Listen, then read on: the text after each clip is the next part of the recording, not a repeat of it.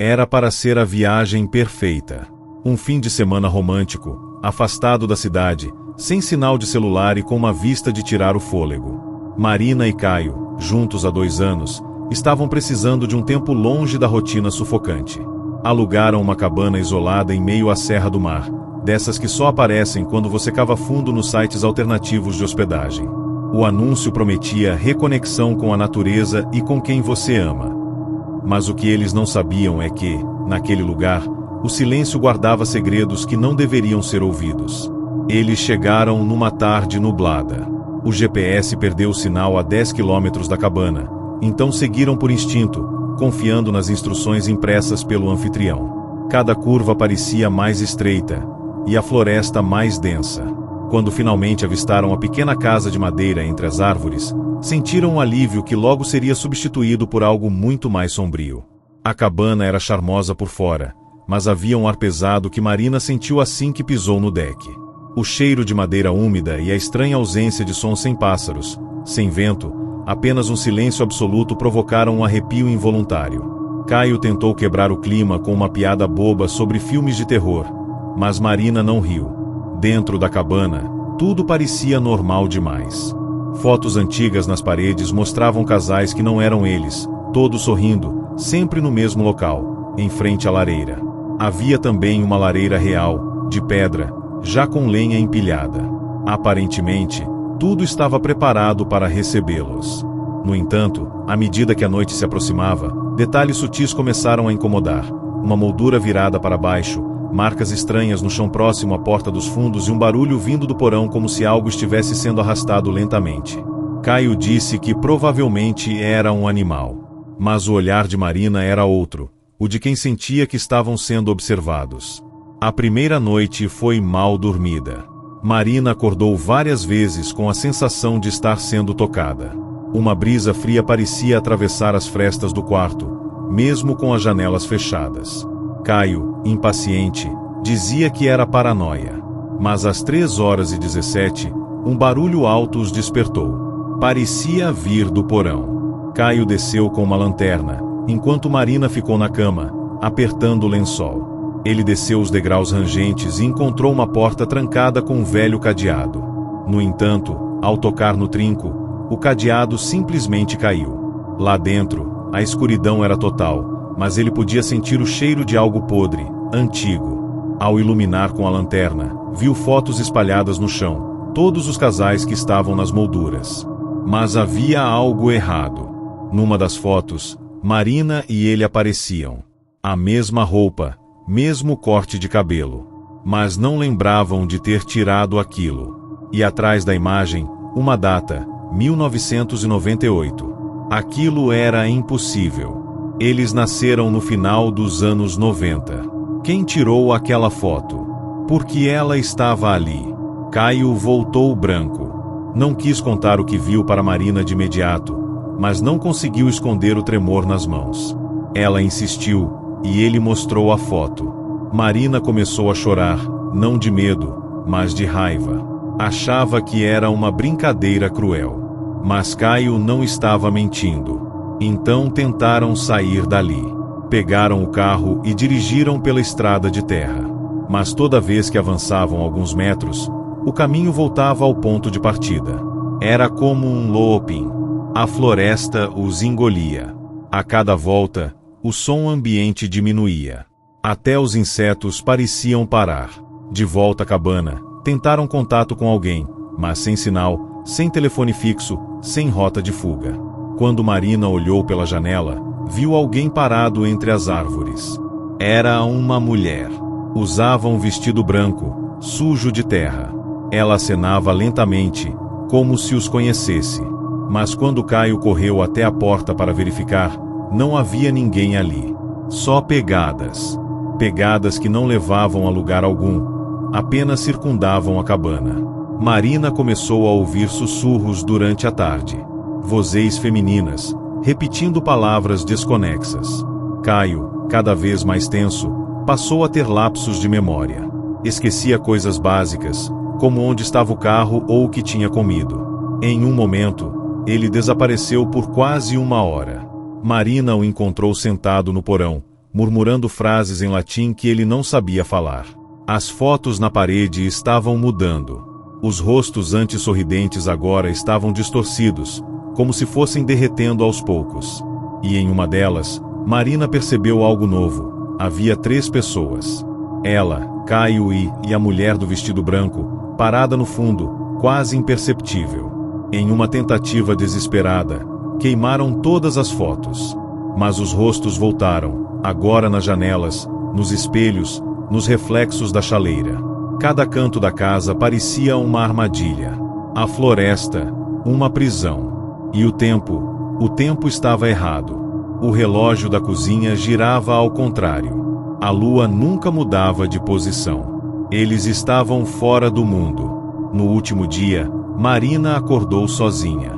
Caio não estava em lugar algum. Nem no porão, nem na floresta, nem na estrada. Ela encontrou apenas um bilhete escrito à mão. Ela me chamou. Eu fui. Marina gritou até sua garganta falhar. E então, ela apareceu. A mulher do vestido branco. Aproximou-se lentamente, sem fazer barulho. Os olhos dela eram completamente negros.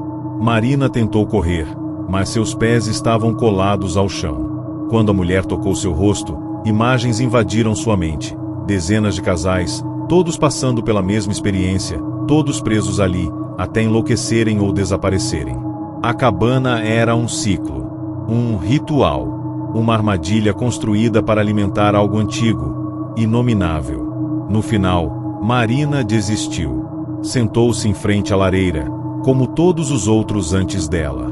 Sorriu para a câmera invisível e aceitou seu novo lugar na moldura. Agora, quando novos casais alugam a cabana, há mais uma foto na parede. E no fundo dela, um vulto, esperando.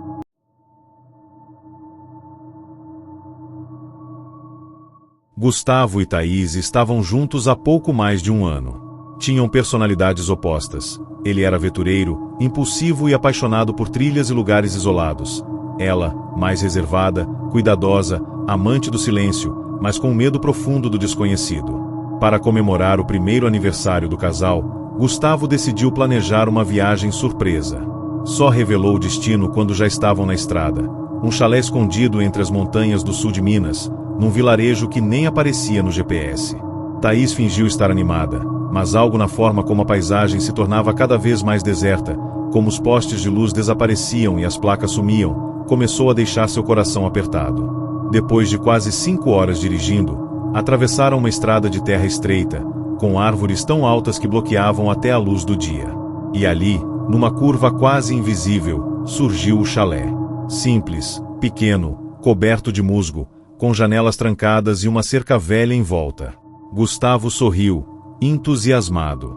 Thaís, porém, sentiu que estavam entrando em um lugar que preferia nunca ter conhecido. Logo que entraram no chalé, Thaís notou algo errado. O cheiro de umidade era tão forte que parecia querer expulsá-los dali. A madeira rangia, mas o som vinha de todos os cantos, como se a casa estivesse viva. Gustavo tentou ignorar os sinais. Acendeu a lareira, abriu um vinho e fez um brinde. Ao nosso amor no meio do nada, disse ele. Thaís sorriu, mas seus olhos não conseguiam se desviar da parede atrás da lareira. Havia símbolos entalhados na madeira, tão antigos que pareciam gravados à faca. Durante a noite, enquanto Gustavo dormia, Thaís ouviu vozes. Não era o som da mata, nem o vento batendo nas janelas. Eram sussurros. Vozes sussurrando seu nome, lentamente, como se estivessem dentro da casa. Ela levantou, caminhou até a cozinha, e viu uma sombra no espelho acima da pia. Uma mulher. Estava parada atrás dela, imóvel. Quando se virou, não havia ninguém. Mas o espelho, agora estava rachado. No dia seguinte, Gustavo decidiu explorar os arredores. Encontraram uma trilha escondida atrás da cabana, que levava a uma clareira com pedras empilhadas, dispostas como um altar. No centro, Havia algo coberto por um pano vermelho. Gustavo, curioso, puxou o tecido sem pensar. Debaixo, um crânio humano. Thaís gritou, mas ele disse que provavelmente era uma peça cenográfica de algum ritual folclórico local. No entanto, quando voltaram para o chalé, a porta estava aberta. Thaís jurava ter trancado. Lá dentro, tudo parecia normal, até demais. A bagunça que haviam deixado desaparecera. Os pratos estavam lavados. A cama arrumada. E um novo detalhe apareceu na sala. Um quadro. Um retrato antigo, com o casal parado exatamente onde eles estavam, de mãos dadas, olhando para a lareira. Mas o mais estranho era o rosto da mulher. Idêntico ao de Thaís. Até o mesmo corte de cabelo. A moldura estava coberta de pó, mas o retrato parecia novo. Naquela noite, Gustavo começou a mudar. Ele se tornou mais frio, distante, como se estivesse ouvindo alguém o tempo todo. Thaís o encontrou parado em frente à lareira, sussurrando frases que não reconhecia. Quando confrontou, ele respondeu com um olhar vazio, como se ela fosse uma estranha. As vozes voltaram a noite inteira, cada vez mais altas. Thaís tentou ligar para a polícia, mas o celular estava sem sinal. Tentou usar o carro, mas ele não ligava mais. Foi então que, desesperada, resolveu procurar algo no porão, o único lugar que ainda não haviam explorado. A porta estava escondida sob um tapete antigo. Ela desceu com uma lanterna fraca. O cheiro era insuportável. Lá embaixo, encontrou dezenas de fotos pregadas na parede, todos casais. Sempre o mesmo lugar, o mesmo chalé, todos em datas diferentes, com os anos escritos à mão. O mais assustador, Gustavo estava em várias delas. Jovem, com mulheres diferentes. Em cada uma, sorrindo. E em todas, as mulheres estavam com os olhos riscados. Thaís correu de volta para o quarto, mas Gustavo não estava mais lá. As janelas estavam trancadas por dentro. Ela sentiu que não estava sozinha. Alguém a observava. Foi até o banheiro e encontrou uma palavra escrita no espelho embaçado. Asterisco fique asterisco. O chalé parecia ter mudado. As paredes pulsavam, como se respirassem. O retrato na sala agora mostrava apenas ela. Gustavo havia desaparecido da imagem. Então ela ouviu batidas na porta. Fortes, rítmicas. Quando abriu, não havia ninguém. Apenas o pano vermelho, agora dobrado, repousando nos degraus. Dentro, o crânio. O mesmo, mas agora com fios de cabelo castanho, iguais aos dela. E ao lado, um bilhete escrito à mão: seu lugar está preparado. Thaís gritou, correu para o quarto, empurrou móveis contra a porta e se escondeu no armário. Ali, no escuro, sentia seu coração bater acelerado. Mas então, ouviu uma respiração, do lado de dentro. Quando a porta do armário se abriu, não havia ninguém do lado de fora. O chalé estava em silêncio. Thaís saiu, tremendo, e viu que agora todos os espelhos estavam cobertos por lençóis brancos. Na lareira, uma nova moldura, uma pintura dela, com um olhar vazio, sem pupilas. Ela tentou fugir pela floresta, correu por horas, mas a trilha levava de volta à mesma curva. A mesma entrada. Sempre. Quando amanheceu, ela já não sabia se era dia ou noite. A floresta a engolia. Quando finalmente ouviu uma voz, era a de Gustavo. Mas ele não era mais ele. O rosto estava envelhecido, olhos sem brilho, e sua voz era de muitos. Ele sussurrou em seu ouvido: agora você entende. Sempre existiu um novo casal. E agora, é a sua vez de esperar. Thaís gritou. Mas ninguém ouviu. Hoje, se você seguir a trilha da curva secreta, encontrará o mesmo chalé, a mesma lareira. E na parede, um novo quadro. Uma mulher. Cabelos castanhos. Olhar vazio. Esperando pelo próximo casal.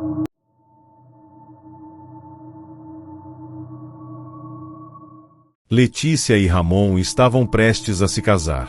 Depois de meses planejando a cerimônia perfeita, decidiram tirar um fim de semana só para eles, uma pequena escapada para aliviar o estresse. Escolheram um destino simples, uma pousada no interior, recomendada por amigos, com boa comida e natureza por todos os lados. O trajeto deveria durar cerca de 3 horas, mas quando o GPS começou a recalcular rotas sem parar e a paisagem começou a se repetir, perceberam que havia algo errado. Era como se estivessem andando em círculos. Mesmo assim, continuaram seguindo as indicações até que viram uma placa antiga de madeira: Hospedaria Monte Verde, 7 quilômetros. Apesar do desgaste e da tensão no ar, Letícia sorriu, achando que estavam quase lá. A estrada ficou mais estreita e envolta por árvores altas. A luz do sol foi sumindo até que só restavam feixes fracos passando entre os galhos. Quando finalmente chegaram ao portão da pousada, foram recebidos por uma senhora com roupas antigas, um olhar vazio e uma frase seca: "Vocês vieram pelo caminho errado, mas já estão aqui." A pousada parecia ter parado no tempo. A estrutura era grande, feita de pedra e madeira, com janelas altas, móveis antigos e corredores longos demais para uma construção daquele porte. O casal foi guiado até o quarto 11, no fim de um corredor com carpete manchado. Letícia sentiu um calafrio ao passar por um quadro torto na parede. Nele, um casal posava em frente à mesma pousada, mas os rostos estavam riscados. O quarto era simples, com uma cama de casal, um armário antigo e um espelho que refletia a luz de maneira estranha, como se distorcesse o que mostrava. Na primeira noite, começaram os ruídos. Passos pesados no corredor, mesmo sem outros hóspedes. Sussurros atrás da porta. E, às 3h33, uma batida seca na janela, mesmo estando no segundo andar. Ramon tentou racionalizar tudo, culpando o cansaço da viagem. Mas Letícia já não conseguia disfarçar o medo. Ao abrir o armário para guardar suas roupas, encontrou um caderno antigo. Nele, páginas rasuradas com frases como "Eles não deixam sair e o caminho se apaga atrás de nós." Durante o café da manhã, tentaram conversar com a senhora da recepção, mas ela parecia evitar perguntas. "Vocês vão se acostumar", disse apenas, servindo um chá escuro e sem cheiro. Havia outros hóspedes, ou pelo menos pareciam. Silenciosos, todos olhando fixamente para o nada, como se estivessem em transe. Um homem no canto balançava a cabeça levemente, murmurando: "A estrada engole, a estrada engole." Ramon começou a sentir que estavam sendo vigiados, mas toda vez que virava para trás, não via ninguém. Decidiram ir embora. Pegaram as malas, entraram no carro e seguiram pela mesma estrada por onde vieram. Mas após 20 minutos dirigindo, voltaram ao portão da pousada. O GPS estava congelado. As árvores pareciam as mesmas, os mesmos galhos, as mesmas pedras. Tentaram novamente, por outro caminho. De novo, o portão. Era como se a estrada tivesse apenas um destino: a pousada. Letícia começou a chorar. Quando desceu do carro, viu algo entre os arbustos: uma aliança, idêntica à que Ramon lhe dera meses antes. E ela estava suja de sangue. Na segunda noite, as paredes pareciam respirar.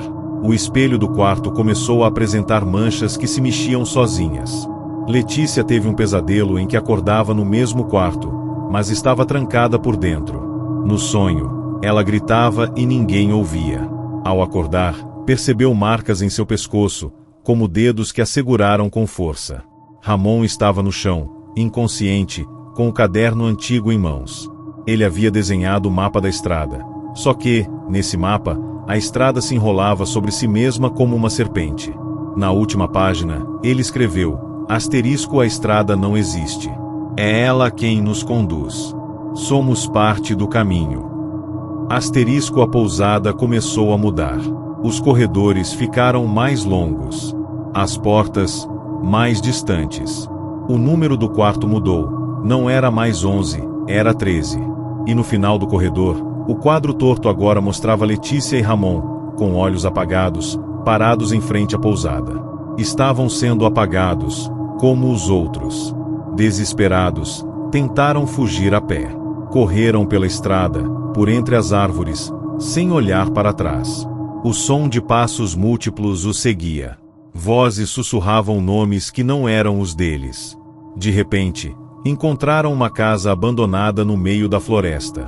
Lá dentro, fotos antigas de dezenas de casais, todos com expressões neutras, e sempre em frente à mesma pousada. Em uma das imagens, Letícia reconheceu sua própria avó, jovem, ao lado de um homem que ela nunca conheceu. Ela lembrava de uma história vaga, contada pela mãe, sobre a avó ter desaparecido por semanas e nunca ter falado sobre o que aconteceu. Na lareira, encontraram uma carta escrita à mão, asterisco eles chamam os que amam. A estrada reconhece os laços fortes e os prende. Asterisco quando saíram da casa, perceberam que estavam de volta ao estacionamento da pousada. Agora, com mais carros, todos antigos, enferrujados. Placas de décadas diferentes. Alguns modelos nem existiam mais. E a senhora da recepção estava ali, esperando, com o mesmo olhar vazio. O quarto de vocês está pronto de novo. Na última noite, Letícia já não falava. Ramon passou a se referir a ela como a nova hóspede. Ele parecia esquecer que estavam ali juntos.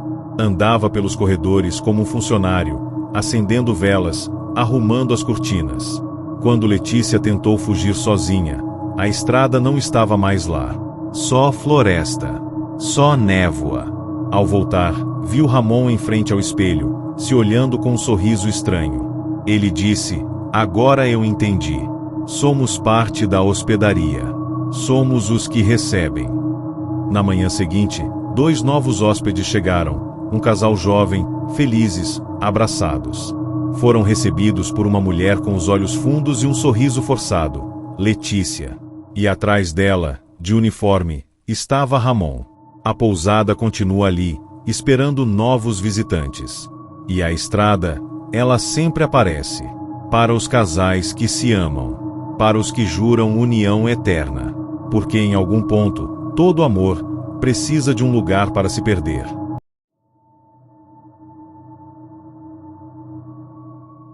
Patrícia e Daniel decidiram se hospedar em um hotel histórico no centro de uma cidade turística famosa. A escolha foi dela, que sempre foi fascinada por prédios antigos e arquitetura clássica. Já Daniel não se sentia muito à vontade com o clima carregado do lugar. O hotel, construído no início do século XX, mantinha boa parte de sua estrutura original. Paredes de madeira escura, lustres de cristal, corredores forrados com carpete vermelho e elevadores antigos com portas de ferro. O quarto reservado foi o 406, localizado no último andar. Durante o check-in, a recepcionista hesitou por um segundo ao ler o número, mas logo sorriu sem graça e entregou a chave. No elevador, um senhor idoso os observava sem piscar. Ele murmurou algo incompreensível quando as portas se fecharam. Patrícia achou curioso, mas Daniel ficou tenso. Ao entrarem no quarto, o clima era pesado. As janelas estavam lacradas, e a cama, apesar de arrumada, tinha um lençol manchado na parte inferior. Havia um espelho grande na parede, e nele, por um breve segundo, Patrícia viu o reflexo de alguém parado atrás de Daniel, mesmo estando os dois sozinhos. Na primeira noite, os barulhos começaram. Às 2h04, ouviram 3 batidas na porta. Quando Daniel abriu, não havia ninguém. Apenas um bilhete jogado ao chão com letras tortas. Não deixem a luz apagar. Pensando ser uma brincadeira de mau gosto, ele ignorou. Mas Patrícia, sensível ao sobrenatural, sentiu que algo os observava. Tentaram dormir com a luz acesa, mas por volta das 3h da manhã, a energia caiu por segundos. O suficiente para Patrícia ouvir um sussurro perto de seu ouvido. Asterisco, você não devia ter vindo. Asterisco no espelho, uma marca apareceu, como se uma mão suja tivesse pressionado o vidro por dentro. Pela manhã, foram até a recepção e pediram para trocar de quarto. A atendente os olhou fixamente, depois digitou algo no computador e disse, com a voz baixa, vocês estão no 406, certo? Esse quarto não consta mais no sistema. Patrícia insistiu, mostrando a chave. Mas ela, visivelmente nervosa, apenas disse que o hotel estava lotado e que nada poderia ser feito naquele momento. Saíram para tentar respirar fora do prédio. Quando voltaram, o número 406 não estava mais na porta. Apenas uma placa de madeira que dizia, reservado. Não perturbe. Daniel começou a mudar. Estava mais calado, com olheiras profundas, andando pelo quarto durante a madrugada. Patrícia acordava com ele em pé, olhando fixamente para a parede, murmurando frases desconexas. Em uma noite, encontrou o espelho coberto por palavras escritas com algum líquido escuro. Acorde antes da quarta noite. Ou será tarde. Ela limpou tudo antes que Daniel visse, achando que ele estava sendo influenciado por algo naquele quarto. Decidida, foi até os arquivos públicos da cidade, e lá encontrou uma notícia antiga.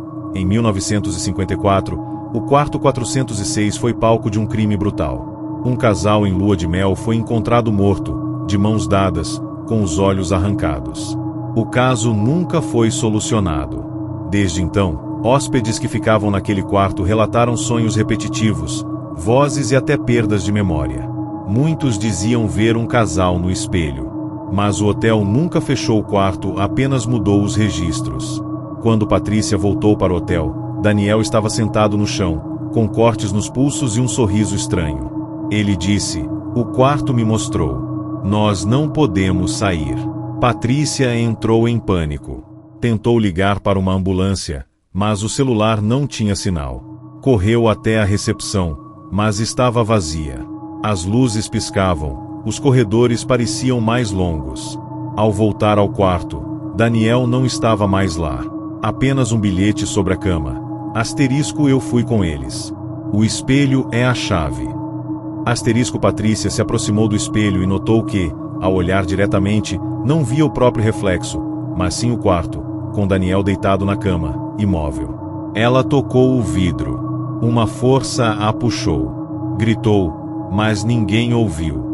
Quando abriu os olhos, estava deitada no chão, em uma versão antiga do quarto. Tudo era preto e branco. O rádio tocava uma música dos anos 50.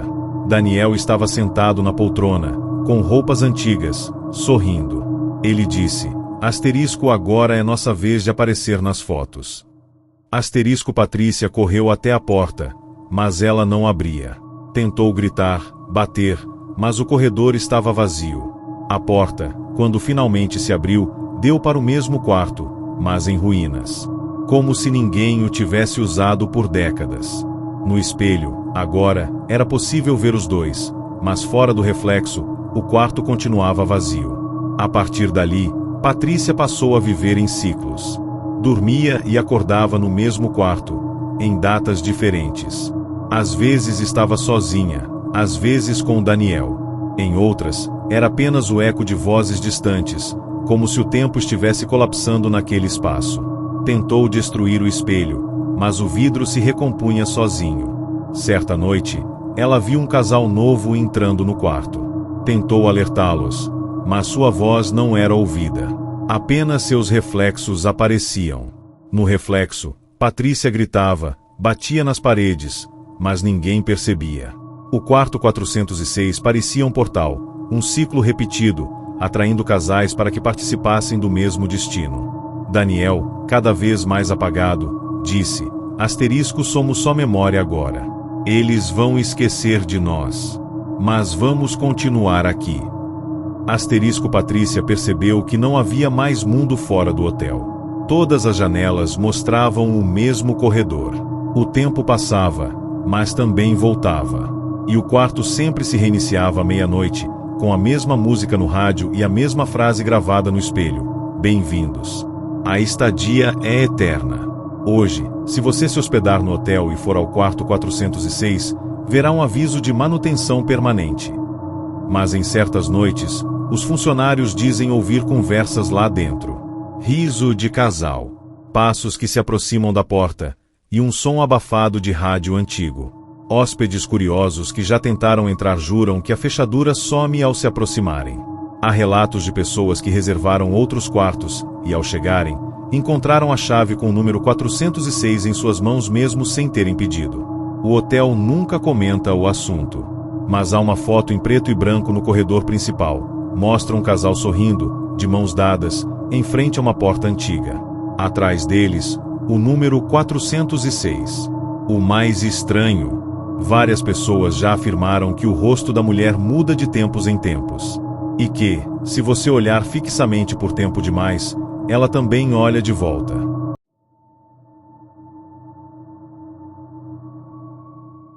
Juliana e Felipe estavam tentando salvar o relacionamento. Depois de meses de brigas e silêncio, decidiram viajar para um lugar mais calmo, onde pudessem conversar e, talvez, recomeçar. Escolheram uma pequena cidade no interior de São Paulo, conhecida por suas paisagens montanhosas e cafés coloniais. A hospedagem foi escolhida por Juliana, uma casa antiga, restaurada como pousada boutique. A Dona Lourdes, parecia simpática, mas havia algo estranho em seu jeito de falar, como se medisse cada palavra. O quarto de vocês é o do andar de cima. Tem a vista mais bonita da casa, e a história mais longa também, disse, sorrindo. Ao subirem, sentiram o render dos degraus de madeira e o cheiro de café forte no ar, embora ninguém mais estivesse na cozinha. O quarto era aconchegante, com móveis rústicos, um baú antigo e uma varanda com vista para o vale. Mas no canto, encostado na parede, havia um espelho coberto com um pano escuro. Juliana perguntou o motivo, e Dona Lourdes apenas respondeu: esse espelho não gosta de refletir quem está de passagem.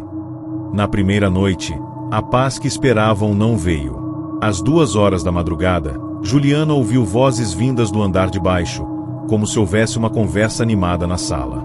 Quando foi verificar, encontrou tudo apagado. As cadeiras estavam viradas, e havia xícaras de café sobre a mesa, cheias, ainda quentes. Subiu de volta, assustada, e encontrou Felipe dormindo profundamente, mas sussurrando o nome de uma mulher, *Lívia*. Juliana nunca tinha ouvido esse nome antes. Pela manhã, questionou Felipe, que disse não se lembrar de nada. Decidiram passear pela cidade, mas em cada canto que passavam, moradores os observavam com olhares desconfiados, quase de pena. Quando voltaram, encontraram uma foto emoldurada sobre a cama, uma mulher de vestido branco, parada na varanda do quarto. Atrás da imagem, escrito à mão, quarto do Vale Hóspede desde 1928. Felipe achou que fosse parte da decoração. Mas Juliana, que sonhou com a mesma mulher na noite anterior, começou a suspeitar que estavam sendo vigiados. Felipe começou a agir de forma estranha. Passou a ficar longos minutos olhando pela varanda, sem piscar. Sussurrava sozinho no banheiro, e dizia sentir o cheiro de café mesmo quando estavam na rua. Juliana, cada vez mais inquieta, resolveu investigar o baú antigo no quarto. Dentro, encontrou roupas de época, cartas de amor escritas com tinta vermelha e um diário parcialmente queimado. Nas páginas intactas, lia-se: ele prometeu ficar comigo, mas trouxe outra. Ela não pode ficar entre nós. Juliana, ao tocar as cartas, teve uma vertigem. Viu flashes de uma mulher chorando, segurando uma xícara de café, manchada de sangue. Tentou contar a Felipe, mas ele riu e disse que ela estava imaginando coisas. Naquela noite, ela acordou com passos no quarto. Ao abrir os olhos, viu uma mulher parada aos pés da cama, encarando Felipe com ódio. Juliana gritou, mas quando acendeu a luz, a mulher havia sumido e Felipe, agora de olhos abertos, sussurrava: Lívia está brava. Você precisa ir. Juliana tentou convencer Felipe a ir embora no dia seguinte. Mas ele se recusava. Dizia que estavam perto de resolver as coisas, que estava tudo bem. Ela, então, procurou Dona Lourdes e exigiu explicações. A mulher hesitou, mas contou a lenda local. Nos anos 20, uma moça chamada Lívia hospedou-se ali com seu noivo. Na última noite, ele desapareceu. Lívia foi vista vagando pelo vale, enlouquecida. Dias depois, encontraram seu corpo na varanda do quarto com a xícara de café ainda na mão. Desde então, hóspedes que se pareciam com o casal original eram visitados. Alguns desapareciam. Outros enlouqueciam. Ao voltar para o quarto, Juliana encontrou Felipe debruçado sobre o espelho coberto. Ele havia retirado o pano. E lá, refletido ao lado dele, estava Lívia, sorrindo. Felipe dizia: ela me ama de verdade. Você não entende. Juliana tentou puxá-lo, mas ele a empurrou com força. No chão, ela viu o diário aberto em uma nova página, escrita com letra trêmula: se ela não for embora, vai tomar meu lugar. Juliana, agora com hematomas no braço, trancou-se no banheiro e tentou ligar para alguém. Mas não havia sinal. Olhou pela janela e viu a estrada sumir no nevoeiro. Na varanda, Lívia estava de pé, observando. Felipe, do lado de fora, conversava sozinho. Dizia: em breve seremos só nós dois. Juliana decidiu fugir. Juntou suas coisas e desceu correndo. Ao abrir a porta da frente, uma rajada de vento a jogou para trás. No saguão, xícaras foram lançadas contra a parede, como se mãos invisíveis a impedissem de sair. Subiu de novo e encontrou o espelho rachado, com sangue escorrendo da moldura. Felipe estava no chão, em transe, murmurando: asterisco, ela quer você. Ela precisa de um corpo. Asterisco. Juliana foi até o baú e jogou as cartas na lareira, queimando tudo. O fogo ficou azul por segundos. As luzes piscaram. E, por um instante, Lívia apareceu no espelho, gritando. O vidro se estilhaçou. Felipe desmaiou. Juliana correu até ele, tentando acordá-lo. Lá fora, o céu ficou limpo. A neblina sumiu. E o café esfriou. Juliana conseguiu sair da pousada ao amanhecer, arrastando Felipe até o carro. Dirigiu por horas, até encontrar sinal. Levaram Felipe a um hospital. Ele ficou o dia sem falar, mas aos poucos recuperou a consciência. Nunca mais mencionou Lívia. Meses depois, ao tentar encontrar o local onde se hospedaram, Juliana percebeu que a pousada não aparecia em nenhum site, mapa ou recomendação. Nenhum morador da cidade se lembrava dela. E o mais estranho, na única foto que tiraram na varanda, havia uma mulher no fundo, entre as cortinas, sorrindo. Anos depois, Felipe ainda sonha com o cheiro do café. Às vezes, acorda e encontra xícaras na cozinha que ele jura não ter usado. Juliana, por precaução, nunca mais entra em lugares com espelhos cobertos. E em toda nova viagem, ela pergunta se o local é antigo. Porque agora ela sabe, existem casas que não hospedam corpos, hospedam almas. E se você não for embora a tempo, acaba servindo o café da manhã eternamente. Gabriela e André estavam juntos havia 5 anos, e para comemorar o aniversário de namoro, decidiram fazer uma viagem diferente. Nada de hotéis luxuosos ou cidades movimentadas. Procuraram algo mais isolado, romântico, e encontraram a recomendação perfeita em um fórum de viagens. Uma cabana no alto da Serra do Mar, descrita como um paraíso acima das nuvens. O anúncio dizia que o local não tinha sinal de celular, nem vizinhos por quilômetros, o que parecia ideal para quem buscava sossego e privacidade. A estrada até a cabana era estreita e coberta por névoa densa. Quando finalmente chegaram, encontraram uma casa de madeira escura, com janelas antigas e uma lareira que parecia nunca ter sido apagada. A chave estava embaixo do tapete, como combinado. Dentro, tudo era rústico e acolhedor, mas havia algo incômodo. Vários espelhos pequenos pendurados nas paredes, todos virados para janelas, como se observassem o lado de fora. No teto da sala, alguém escreveu a faca: "Não deixe o fogo apagar".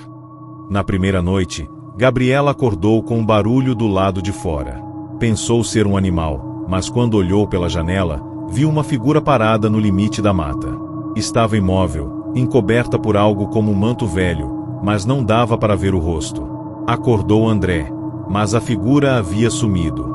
Tentaram ignorar, pensando que fosse algum morador local ou apenas a imaginação da escuridão. Pela manhã, decidiram explorar a trilha atrás da cabana.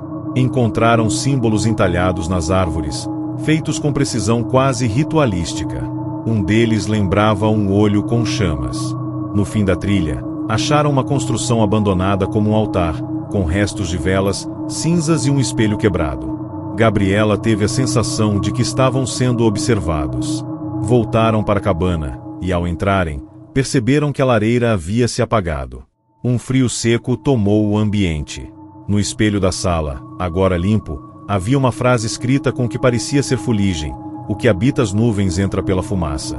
Gabriela tentou acender novamente a lareira, mas a lenha estava úmida. Usou papel, cobertores, até um pedaço da toalha de mesa. Quando o fogo pegou, ouviram um estalo vindo do teto, como algo arranhando a madeira. Durante o dia, começaram a notar que as janelas estavam se fechando sozinhas, como se o vento empurrasse com força mesmo quando não havia brisa. Em uma tentativa de descontrair, André sugeriu preparar o jantar e abrir uma garrafa de vinho. Enquanto cozinhavam, ouviram passos no andar de cima. A cabana tinha apenas um piso. Foram investigar e encontraram uma escada escondida atrás de uma estante. Subiram. O sótão estava cheio de espelhos empoeirados, todos apontando para o chão, exceto um. Esse refletia uma cadeira de balanço vazia, que se movia sozinha. Ao lado dela, uma fotografia pendurada em um prego enferrujado mostrava um casal parado na frente da mesma cabana, mas com olhos riscados e a lareira apagada ao fundo. Atrás da foto, escrito a caneta: "A névoa entra quando o fogo morre." Na terceira noite, a tensão cresceu. Gabriela passou a ter pesadelos. Via o rosto de uma mulher envolta em fumaça, com os olhos queimando em vermelho, repetindo: "Vocês acenderam. Agora, terão que queimar." Acordava suando, mesmo com o frio cortante da madrugada. André, por sua vez, começou a falar enquanto dormia, como se estivesse respondendo a alguém invisível. Dizia frases como: "Sim, vamos ficar, ela não vai apagar, prometemos manter o fogo." Gabriela tentou convencê-lo a ir embora, mas o carro simplesmente não ligava mais. Descer a trilha a pé era perigoso demais naquela neblina. Sem escolha, ficaram mais uma noite. Mas quando abriram a porta ao amanhecer, encontraram pegadas humanas que levavam até a entrada, mas não saíam. Gabriela olhou para o céu. Nuvens escuras desciam em espiral sobre a cabana, como se sugassem a luz do dia. A lareira apagou sozinha logo após. E, de repente, as janelas se fecharam com um estrondo. Trancados. E em silêncio. Sem comunicação e sem como sair, Gabriela começou a queimar tudo que encontrava. Roupas, livros da estante, partes da cama. Qualquer coisa para manter o fogo vivo. Mas não adiantava. A temperatura só caía. André, cada vez mais distante, ficava parado na frente dos espelhos, sussurrando palavras em uma língua que Gabriela não conhecia. Quando tentou tirá-lo dali, ele se virou lentamente, com os olhos opacos, e disse: "Ela precisa de um corpo. A lareira precisa de um guardião." Gabriela recuou, assustada. Subiu ao sótão, na esperança de encontrar algo útil, e encontrou uma caixa de madeira escondida sob o assoalho. Dentro, um diário antigo relatava o mesmo padrão: casais que se hospedavam ali, isolados, durante dias. Sempre no inverno. Sempre sem saída. Até que um deles desaparecia. E o outro ficava. A última página do diário era uma confissão: "Fiquei para que ela parasse de caçar. Mas agora a lenha acabou. Ela quer outro. Preciso acender meu corpo." Naquela noite, Gabriela entendeu o ritual. Era o fogo que selava o que estava lá fora. A entidade, talvez um espírito ancestral, talvez algo mais antigo, habitava a névoa e usava os espelhos como portais. A lareira era a única barreira. Se apagasse, ela entrava. E tomava um dos dois. Quando André finalmente sucumbiu, foi como se ele se entregasse. Caminhou até a lareira, com um sorriso vazio, e jogou o corpo nas chamas. Gabriela gritou, tentou impedir, mas foi tarde. O fogo se ergueu em azul, iluminando todos os espelhos da casa de uma só vez. Em cada um, refletia-se o rosto da mulher dos pesadelos. No dia seguinte, a lareira ainda queimava. O carro funcionava. Gabriela desceu a trilha sem olhar para trás. Anos depois, ainda sonha com fumaça e espelhos. Nunca mais fez uma viagem a dois. E nunca mais confiou em cabanas acima das nuvens. Porque agora ela sabe, quanto mais isolado o lugar, maior a chance de que você não esteja sozinho. E que algo, entre a névoa e o fogo, esteja esperando, por alguém novo para queimar.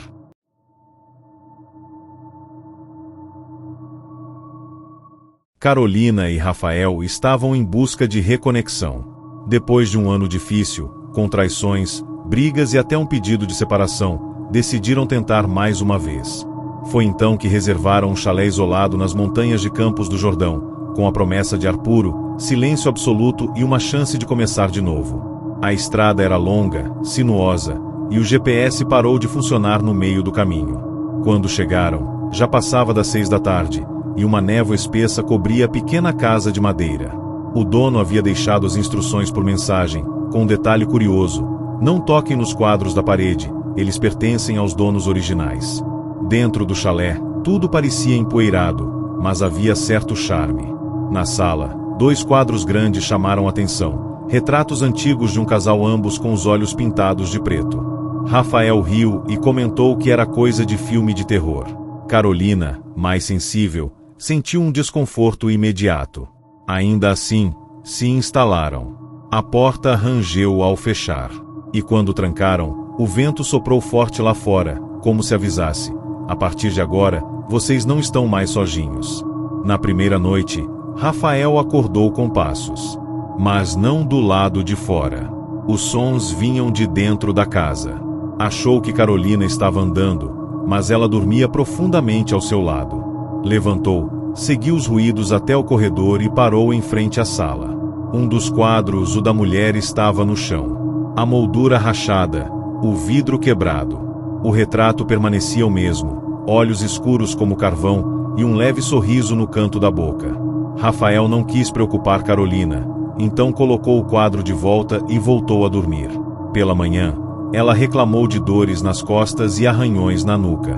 Pensou ter sido o colchão, mas ao investigar, Rafael percebeu algo estranho: marcas de dedos no lençol, como se alguém tivesse segurado seus ombros com força. A tensão aumentou quando encontraram símbolos riscados na parte interna do armário, como olhos cruzados e mãos com os dedos quebrados. Carolina queria ir embora, mas Rafael insistiu em ficar mais uma noite. Achava que era só paranoia. Ele só não sabia que estava prestes a perder muito mais do que a razão. A segunda noite foi ainda pior. No escuro, Carolina teve um sonho intenso. Via-se deitada na cama, e do lado dela, uma figura sentada, sem olhos, observando o vazio. Acordou com um grito preso na garganta e viu Rafael tremendo no canto do quarto. Ele sussurrava repetidamente: eles estão aqui, estão na casa. Não encare, não encare, tentou acalmá-lo, mas ele parecia em transe. De repente, todos os espelhos da casa começaram a trincar ao mesmo tempo. As rachaduras formavam imagens distorcidas dos 2 retratos pendurados na sala. Decidiram que sairiam no dia seguinte, ao amanhecer. Mas ao tentar abrir a porta, ela estava trancada por fora, com correntes que não haviam visto antes. Olharam pela janela e viram, no meio do mato, 2 figuras, um homem e uma mulher, parados, com buracos escuros onde os olhos deveriam estar. Imóveis. Observando. Quando Carolina tentou usar o celular, a tela piscou e apareceu por um segundo uma frase: aos que enxergam demais, tiramos os olhos. Desesperados, começaram a procurar por saídas alternativas. Descobriram uma pequena porta atrás da lareira, coberta por tábuas. Rafael quebrou a madeira e desceram por uma escada estreita até um porão mofado. Lá encontraram objetos antigos, roupas manchadas, uma aliança com as iniciais C contra barra e A e um caderno com anotações quase ilegíveis. Uma das páginas dizia: ficamos cegos para nunca mais ver o que vimos. A casa exige cegueira. Ela odeia os olhos. Mais adiante, viram uma cadeira com cintas de couro, e no chão, instrumentos enferrujados, como se alguém tivesse sido forçado a um ritual. Rafael teve um colapso. Caiu de joelhos, segurando os olhos, dizendo que sentia eles queimando por dentro. Carolina o arrastou até o andar superior. Mas ao chegarem, notaram algo impossível: os quadros na sala agora tinham olhos. Eram os deles. Perfeitos, detalhados. A expressão das figuras havia mudado. Agora sorriam amplamente. Rafael começou a rir descontroladamente. Carolina, em choque, só pensava em uma coisa: se essa casa coleciona olhos, de quem são os que estavam nos quadros antes? Na madrugada, Rafael desapareceu. Carolina acordou sozinha e ouviu sussurros vindos do porão. Ao descer, encontrou o corpo dele amarrado à cadeira, olhos arrancados, e uma palavra escrita com sangue na parede: troca. Desesperada, tentou fugir, mas tudo havia mudado. A casa agora era maior por dentro, com corredores que não existiam antes. As janelas davam para paisagens irreais, campos escuros com figuras rastejando, todas sem rosto. Ao passar pela sala novamente, os quadros haviam mudado mais uma vez. O rosto da mulher agora tinha o sorriso de Carolina, e o do homem permanecia o mesmo, mas com olhos costurados. A casa a estava absorvendo. Ela entendeu: um entra vivo, outro sai sem alma. Era como se o lugar alimentasse algo, talvez um culto antigo, talvez uma força maior, que exigia visão como oferenda. Carolina lembrou do diário. A casa odeia os olhos. Restava apenas uma escolha para sair dali com vida. Ou ao menos tentar. Carolina pegou uma das ferramentas do porão e se preparou para o impensável. Em frente ao espelho do banheiro, repetia para si mesma que era a única saída. Mas antes que pudesse concluir, sentiu mãos geladas tocar em sua nuca. Uma voz feminina, doce e cruel, sussurrou em seu ouvido: "Você já viu demais, minha querida." Tudo escureceu. Quando acordou, estava deitada na estrada, de frente para o chalé, sozinha. A casa parecia abandonada novamente. Sem janelas. Sem portas. Ao olhar no espelho retrovisor do carro, percebeu: seus olhos ainda estavam ali. Mas algo dentro deles havia mudado. Eles não pareciam mais dela. Voltou para casa em silêncio. Rafael nunca foi encontrado. E os quadros? Ninguém mais sabe onde estão. Carolina ainda sonha com aquele casal. E quando passa em frente a espelhos, às vezes os vê de relance atrás dela. Um homem e uma mulher sem olhos, esperando que alguém olhe por tempo demais. Porque aquela casa continua lá. E precisa sempre de novos olhos.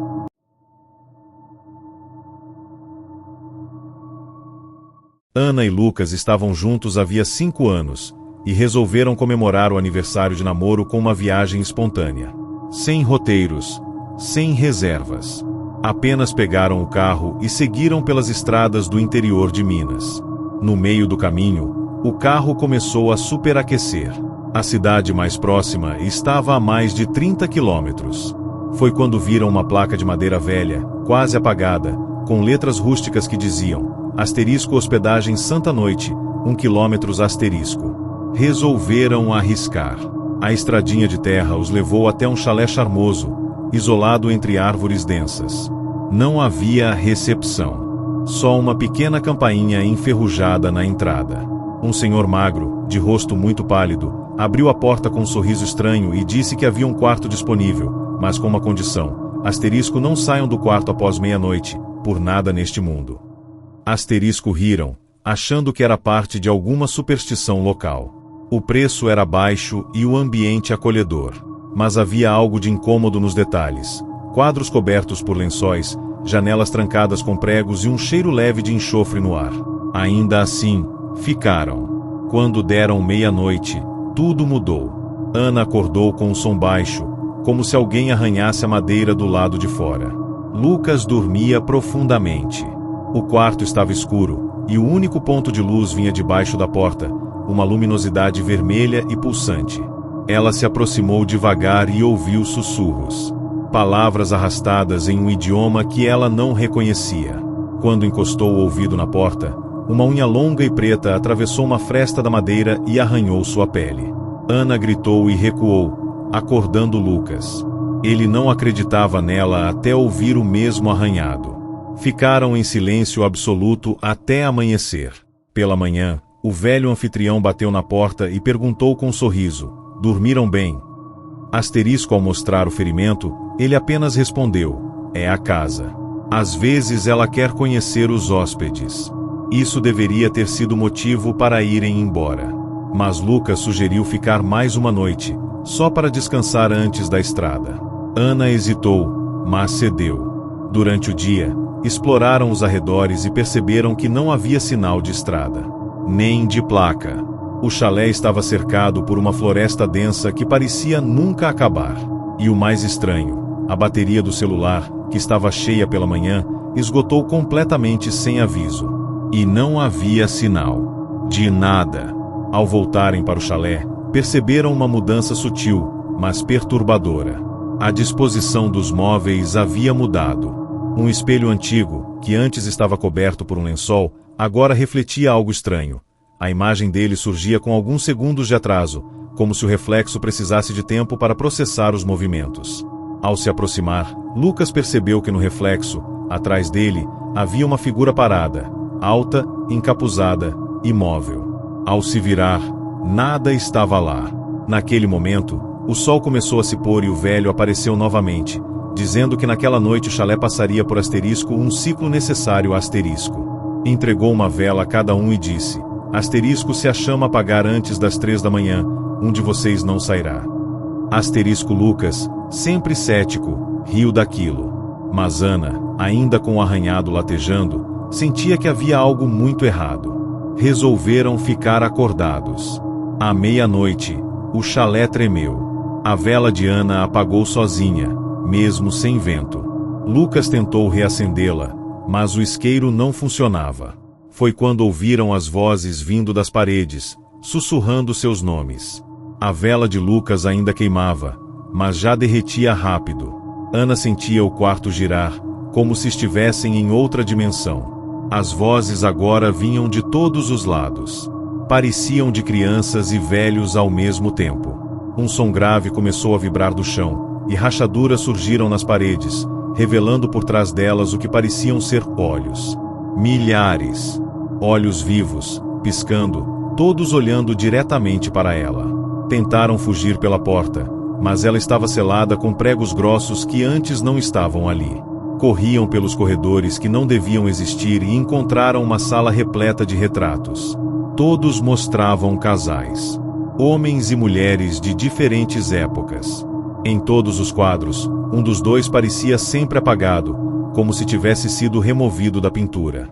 No canto da sala, havia um espelho igual ao do quarto, mas rachado. No reflexo, viram seus corpos paralisados na cama, como se nunca tivessem saído de lá. Aquilo não fazia sentido. Ou faziam parte de um ciclo. Um repetido. Ana começou a chorar. Lucas olhou para ela e disse: a gente já esteve aqui antes, né? As vozes aumentaram, formando uma espécie de canto ritualístico. No teto, uma rachadura se abriu e algo começou a descer. Uma figura feminina de cabelos compridos e corpo torcido, com o rosto feito de cera derretida e olhos que escorriam sangue preto. Ana tentou correr, mas não havia saída. Lucas segurou sua mão e sussurrou: se um de nós tiver que ficar, que seja eu. A figura apontou para eles. A vela de Lucas se apagou. O chalé inteiro estremeceu e, num estalo, tudo escureceu. Quando Ana abriu os olhos, estava sozinha no quarto. O sol nascia lá fora. Os móveis estavam de volta no lugar original. Lucas não estava ali. Nem o velho. Nem vestígios do pesadelo da noite anterior. Apenas um quadro novo pendurado na parede. O rosto de Lucas, sorrindo, mas com os olhos costurados. Ana correu para fora, pegou o carro agora misteriosamente consertado e saiu sem olhar para trás. Depois de 1 hora, encontrou a estrada principal. Quando parou no primeiro posto de gasolina, perguntou sobre a hospedagem. O frentista apenas respondeu: Santa Noite? Isso aí pegou fogo faz mais de 50 anos. Ana nunca mais foi a mesma. Procurou por registros da hospedagem, mas encontrou apenas menções vagas e rumores sobre casais que desapareceram ao visitar um chalé que não consta em nenhum mapa. Os relatos eram sempre semelhantes: um homem e uma mulher, uma noite estranha e um desaparecimento. Alguns diziam que o chalé era uma entidade viva. Outros, que era uma prisão para espíritos de casais condenados. Ana passou anos tentando esquecer, até que, em uma galeria de arte obscura em Ouro Preto, viu um quadro familiar, o retrato de Lucas, pendurado em meio a outras dezenas de rostos sorridentes. Todos com os olhos costurados. A galeria não tinha dono conhecido. Na parede, uma inscrição em latim dizia: somente um sai para lembrar, o outro permanece para alimentar. Ana desmaiou. Quando acordou, estava em um hospital. Disseram que foi exaustão. Mas ela sabia. Aquela coisa ainda a observava. E às vezes, quando olha em espelhos, ainda vê Lucas atrás dela, esperando que ela volte. Porque o chalé continua chamando.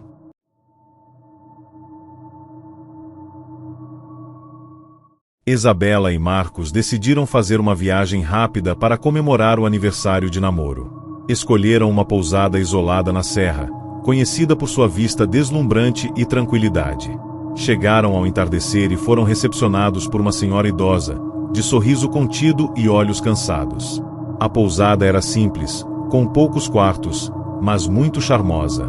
O casal recebeu as chaves do quarto 13, um número que, para alguns, poderia ser motivo de superstição, mas eles não se importaram. Ao entrarem, o ambiente parecia acolhedor, porém um ar de mistério pairava no ar. Na parede, um quadro antigo chamava atenção, um casal jovem sorridente, com os olhos pintados de preto. Isabela sentiu um arrepio. Marcos riu, dizendo que era só decoração antiga. Mas naquela noite, as coisas começaram a ficar estranhas. Enquanto dormiam, ouviam sussurros vindos das paredes, como se alguém tentasse se comunicar, mas sem sucesso. Durante a madrugada, Isabela acordou assustada. Sentiu que algo tocava seu rosto suavemente. Ao abrir os olhos, viu uma figura feminina translúcida ao lado da cama, com olhos negros e profundos. Tentou gritar, mas a voz não saía. Marcos dormia ao seu lado, alheio ao que acontecia. A figura se aproximou, estendendo a mão, como se pedisse ajuda. Isabela tentou se mexer, mas estava paralisada, presa a um pesadelo vívido demais para ser ignorado. Na manhã seguinte, ela acordou suando frio, com marcas vermelhas nos pulsos. Marcos contou que também teve sonhos estranhos. Via uma mulher chorando em um corredor escuro, chamando seu nome. Eles começaram a desconfiar que a pousada escondia segredos. Decidiram explorar o local durante o dia, mas todos os funcionários evitavam falar sobre o quarto 13. A recepcionista, com um olhar preocupado, disse apenas: "Alguns quartos guardam histórias que preferem ficar no passado." No terceiro dia, Marcos percebeu que seu reflexo no espelho estava atrasado, como se não acompanhasse seus movimentos. Isabela começou a sentir presenças ao seu redor, sombras que desapareciam quando olhava diretamente. Durante o jantar, encontraram um antigo diário na biblioteca da pousada, que relatava a história de um casal que desapareceu misteriosamente no quarto 13, há mais de 50 anos. As últimas páginas falavam sobre uma entidade que alimentava-se de memórias e olhares, aprisionando as almas para sempre. À noite, os sussurros ficaram mais altos. A figura feminina apareceu novamente, desta vez no corredor. Chamava Isabela e Marcos, tentando atraí-los para longe do quarto. Mas eles estavam presos em um ciclo. Quanto mais tentavam fugir, mais eram puxados para dentro da pousada, como se as paredes respirassem e os mantivessem cativos. Isabela descobriu que a única saída era desvendar o mistério da mulher nos olhos pintados do quadro antigo. Isabela decidiu encarar o quadro de frente, na esperança de encontrar respostas. Observou os olhos negros da mulher, e de repente sentiu uma pressão como se algo estivesse tentando sair dali. Marcos percebeu que o reflexo dela no espelho parecia diferente, mais vivo, quase palpável. Juntos, eles tentaram comunicar-se com a entidade. Usaram uma vela e escreveram seus nomes num pedaço de papel, colocando-os sob o quadro. Durante a noite, o quarto tremeu, as luzes piscavam, e a figura pareceu mais próxima, quase tocando Isabela. Ela sussurrou uma história de amor e traição, de uma mulher que esperava pelo retorno do amado que nunca voltou. O espírito estava preso pelo sofrimento, e precisava de alguém para libertá-la. Mas a entidade advertiu: "Libertar-me significa deixar alguém aqui para sempre." Isabela e Marcos entenderam que precisavam decidir ou ficariam presos naquele lugar, para sempre. Tentando salvar o espírito, Isabela e Marcos realizaram um ritual simples, com palavras antigas retiradas do diário. A entidade começou a chorar, e uma brisa gelada percorreu o quarto. O quadro se estilhaçou, liberando uma luz branca que os envolveu. Por um momento, tudo ficou em silêncio. Quando abriram os olhos, o quadro havia desaparecido. Mas a porta do quarto 13 estava trancada, e eles não conseguiam sair. O corredor parecia infinito, as paredes cobertas de espelhos rachados. Cada reflexo mostrava imagens distorcidas de seus próprios medos. Marcos tentou quebrar um espelho, mas a mão atravessou o vidro, como se não fosse sólido. Isabela sentiu seu corpo ficando leve, como se estivesse se desprendendo da realidade. O medo os consumia, mas o amor que sentiam um pelo outro era a única âncora que os mantinha juntos. Na última tentativa, Isabela olhou diretamente nos olhos do reflexo da entidade no espelho maior. Disse em voz alta que eles estavam prontos para ficar não como vítimas, mas como guardiões. O reflexo sorriu, e uma luz dourada iluminou o quarto. A porta se abriu lentamente. Eles saíram, mas a pousada parecia diferente e silenciosa, vazia, como se tivesse envelhecido décadas em minutos. Ao chegar na cidade, perguntaram aos moradores sobre o local. A pousada tinha sido fechada há anos, após desaparecimentos inexplicáveis. Isabela e Marcos sabiam que não estavam mais sozinhos. Algo os acompanhava, uma presença silenciosa que os observava a cada reflexo. E às vezes, à noite, quando olhavam um para o outro, podiam ver nos olhos do parceiro o brilho sombrio de quem não saiu completamente daquele quarto 13. Um amor marcado pela eternidade e pelo mistério.